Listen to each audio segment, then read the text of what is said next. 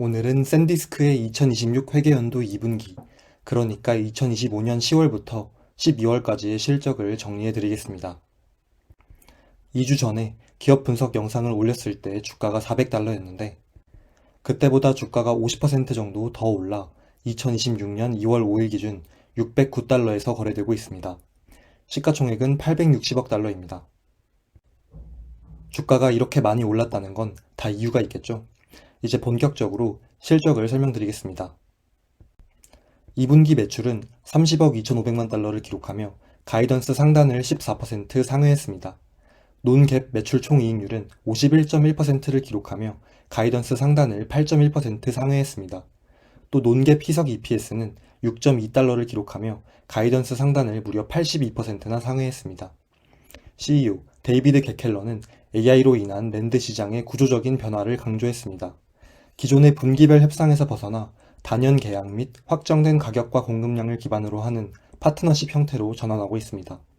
AI 인프라가 확장됨에 따라 저장 용량의 요구치가 높아지고 그로 인해 낸드의 수요가 급증했습니다.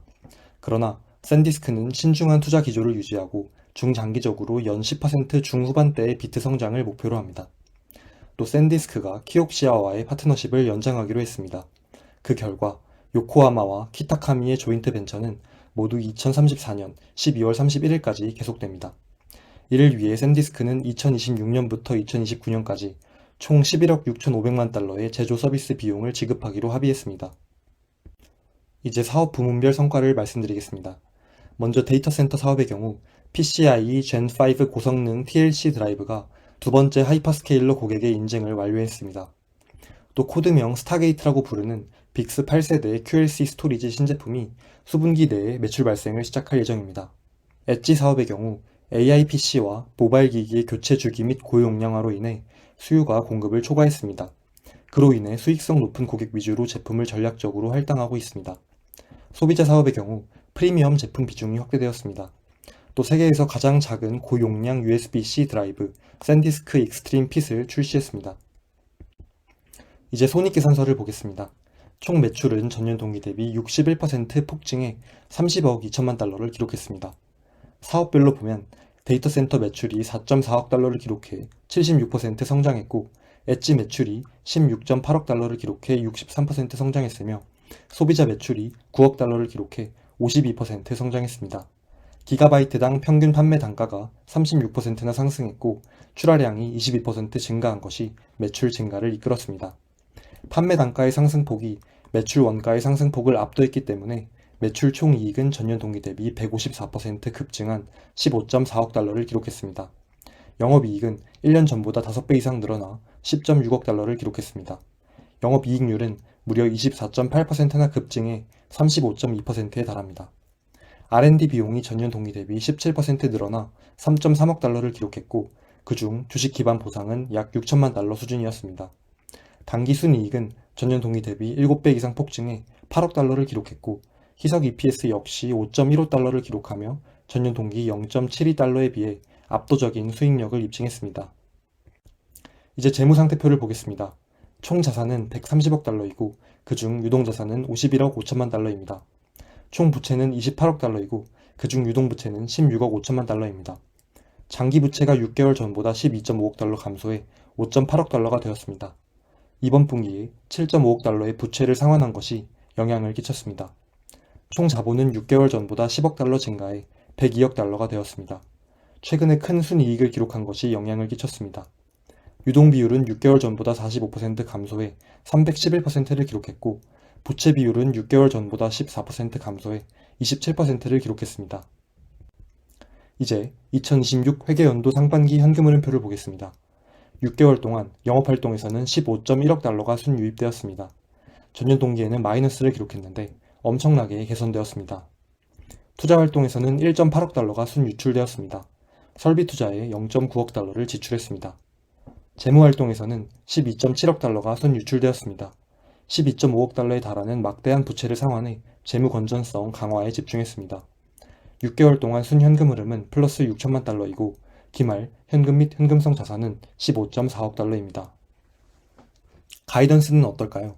다음 분기 매출은 직전 분기 대비 45에서 59% 성장한 44억 달러에서 48억 달러를 예상합니다. 논갭 매출 총이익률은 직전 분기 대비 14에서 16% 성장한 65에서 67%를 예상합니다. 그리고 논갭 EPS는 무려 직전 분기 대비 2배 이상 폭증한 12달러에서 14달러를 예상합니다. 계절성에 의해 비트 출하량은 한 자릿수 중반 감소할 것으로 예상하지만 판매 가격이 올라가 이를 상쇄할 것으로 전망합니다. 어닝콜 후 경영진과 애널리스트 간의 Q&A가 있었습니다. 주요 문답을 요약해드리겠습니다. 첫 번째, 가격이 급격히 반등하는 상황에서 장기 계약은 가격을 고정시키는 단점이 있을 텐데 이에 대해 어떻게 생각하나요? 장기 계약은 고객들에게 공급 보증을 제공하고 우리에게는 공정한 수익을 보장하는 비즈니스 모델입니다. 데이터 센터 시장의 엑사바이트 성장이 지난 분기 예상치 40%대 중반을 넘어 현재 60%대 후반을 바라보고 있습니다. 장기 계약은 단순히 다음 분기 수요를 맞추려는 것이 아니라 2029에서 2030년까지의 장기적이고 지속 가능한 수요에 맞춰 성장률을 정렬하려는 것입니다. 두 번째, 2026 CES에서 엔비디아의 젠슨 황이 GPU당 수 테라바이트의 KV 캐시에 대해 언급했는데 이것이 데이터 센터 낸드 시장에 어떤 영향을 미치나요? 현재 엔비디아와 협력해 고객들에게 어떻게 배포할지 논의 중입니다. 초기 전망으로는 2027년에 추가적인 75에서 100 엑사바이트 수요가 발생하고 그 다음 해에는 그 2배가 될 것으로 보입니다. 이는 낸드가 AI 아키텍처의 중심에 있다는 아주 명확한 예시입니다. 세 번째, AI 인프라 구축과 관련해 향후 3년 동안의 수요 성장률을 어떻게 보시나요? 또 최근 부채를 많이 갚았는데 자사주 매입 등 주주 환원 계획이 어떻게 되시나요? 데이터 센터의 엑사바이트 수요를 봅시다. 두 분기 전 20%대 중반, 지난 분기 40%대 중반이었던 예측치가 이번 분기 60%대 후반으로 상향되었습니다. 이는 대부분 AI의 영향을 받았습니다. 현재 우리의 우선순위는 적절한 투자, 현금 확보, 그리고 부채 감소입니다. 주주 환원 계획의 경우 적절한 시기에 업데이트하겠습니다. 네 번째, 공급 부족이 심화되었는데 왜 고객들은 더 장기적인 약속을 서두르지 않나요? AI 공급망의 다른 부분과 달리 낸드 시장에서는 긴박함이 덜 느껴집니다. 동의하지 않습니다. 현장에서는 상당한 긴박감이 느껴지고 상황이 빠르게 변하고 있습니다. 수십 년간 지속된 분기별 경매 방식의 관행을 바꾸는 것이 어려울 뿐입니다. 이제 데이터 센터는 스마트폰과 PC를 제치고 최대 시장이 되었으며 이는 범용 제품이 아닌 고도의 AI 아키텍처를 위한 전략적인 제품입니다. 시장 규모가 올해 1,500억 달러에 달할 정도로 크기 때문에 관행이 바뀌는 속도는 상당히 놀라운 수준입니다. 다섯 번째, 데이터 센터 믹스가 15%에 도달했고 나노 플래시가 AI 컴퓨팅에 점점 더 많이 연결되고 있습니다. 하이 IOPS 엔터프라이즈 SSD나 고효율 플래시 같은 신제품의 로드맵이 어떠한가요? 현재 우리 포트폴리오를 이끄는 것은 컴퓨팅 중심의 TLC 고성능 드라이브이고 이번 분기에 64%의 순차적인 성장을 기록했습니다. AI 모델이 커지고 토큰 생성량이 늘어남에 따라 낸드에도 엄청난 혁신이 요구되고 있습니다.